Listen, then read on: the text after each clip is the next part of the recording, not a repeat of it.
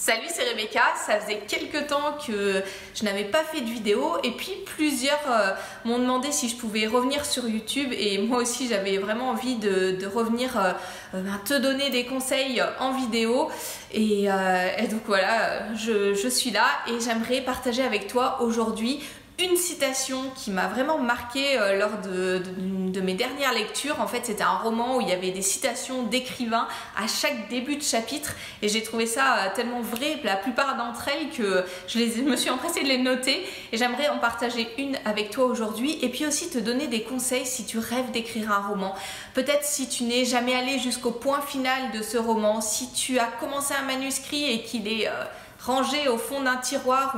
ou que c'est dans un coin de ta tête mais que tu n'as encore rien couché sur papier, peut-être même si tu as déjà écrit un roman ou deux, c'est un conseil qui peut vraiment t'aider à t'améliorer, à aller plus loin dans ta pratique de l'écriture et à plaire davantage aussi au lecteur. Donc voilà, alors la citation que j'ai trouvée, c'est une citation de Eugène Ionesco qui dit « Un écrivain n'est jamais en vacances.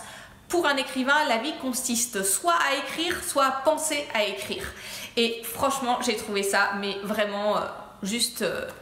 particulièrement vrai. En tout cas, c'est vrai pour moi. Et je sais, pour avoir discuté avec plusieurs personnes qui sont passionnées d'écriture, que c'est vrai aussi pour ces personnes-là. Voilà, moi je suis tout le temps, soit je suis sur un projet d'écriture, alors en général j'en ai un chaque année, un gros projet d'écriture chaque année,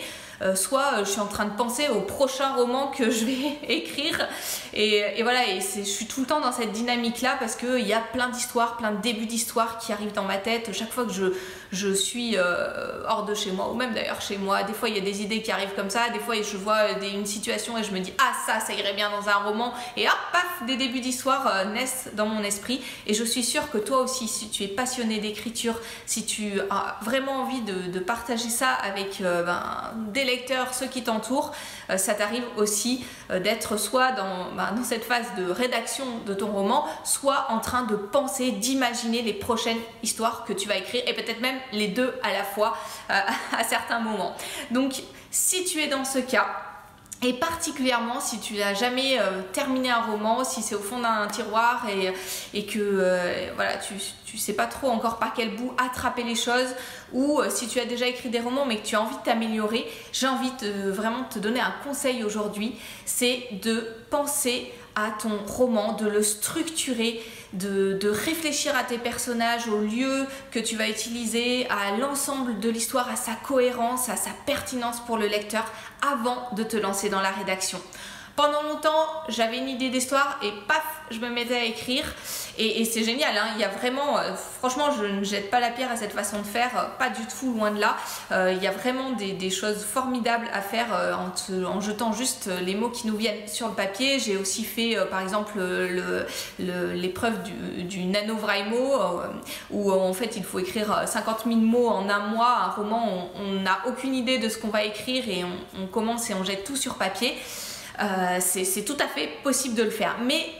pour être vraiment certain d'arriver au point final de ton roman, pour ne pas bloquer en cours de route sur des développements d'histoire, sur des choses bêtes ou avoir un trop gros travail de correction ensuite sur ton brouillon, vraiment je t'invite à réfléchir à ton histoire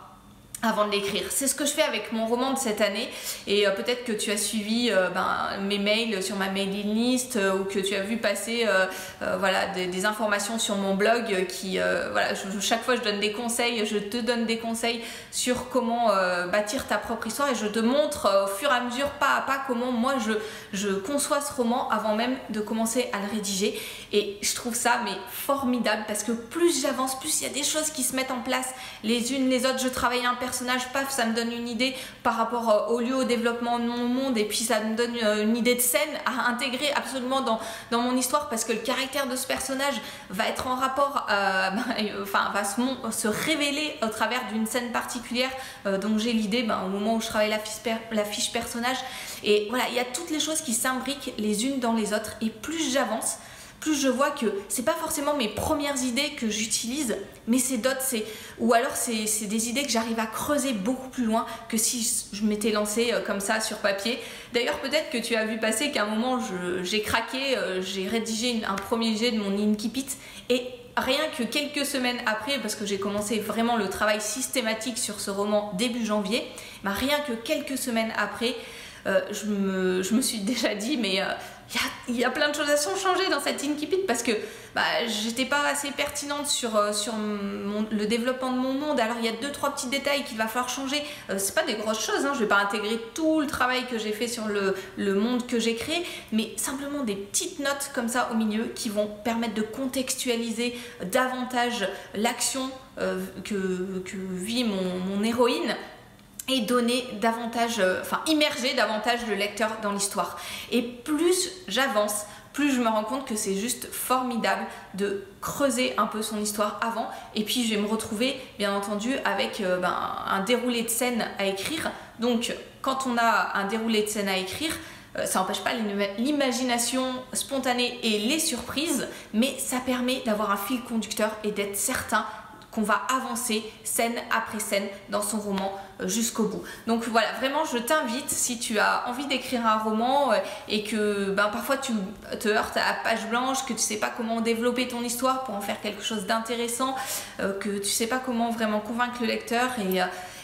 ou même si tu as déjà écrit un roman, pour le prochain roman, je t'invite vraiment à essayer de réfléchir en amont à l'intrigue, aux personnages, au monde que tu crées et à une multitude de petites choses comme ça, aux scènes que tu vas intégrer qui sont vraiment importantes pour relancer l'attention de ton lecteur. Et ça va vraiment t'aider à améliorer ta pratique de l'écriture. Donc voilà, c'était le conseil que j'avais envie de te donner. Ne reste pas dans juste cette phase de la vie d'écrivain qui est de penser à écrire, mais pour que tu puisses vraiment écrire, avoir des phases de rédaction pertinentes pour ton roman et aller jusqu'au point final, pense à travailler ton histoire avant même de commencer sa rédaction. Voilà, pour aller plus loin, tu peux télécharger gratuitement ma formation sur les scènes. Tu verras, ça t'aidera vraiment parce que tu auras vraiment le déroulé typique d'une scène, ce qu'il faut intégrer dans la scène, ce qu'il faut surtout pas mettre, ce qu'il faut faire pour l'améliorer une fois que tu as terminé de l'écrire. Voilà, c'est des choses qui peuvent vraiment t'aider à construire davantage ton roman, et j'insiste vraiment sur ça, ça ne limitera pas ton imagination au moment où tu vas rédiger. C'est pas de structurer qui va limiter ça, parce que parfois il y a certaines personnes qui ont peur, et peut-être toi aussi tu as peur de ça, d'être limité parce que tu as déjà réfléchi avant à l'histoire, mais non, ça va juste t'aider à davantage être pertinent, à davantage développer ta créativité et à vraiment en faire quelque chose de bien pour toi d'abord, parce que c'est toujours agréable d'écrire quelque chose d'intéressant, de trouver des bonnes idées et tout ça, mais aussi pour ton lecteur. Donc je te laisse le lien en bas de cette vidéo pour télécharger gratuitement ma formation sur les scènes, et puis je te dis à très bientôt pour d'autres conseils en vidéo.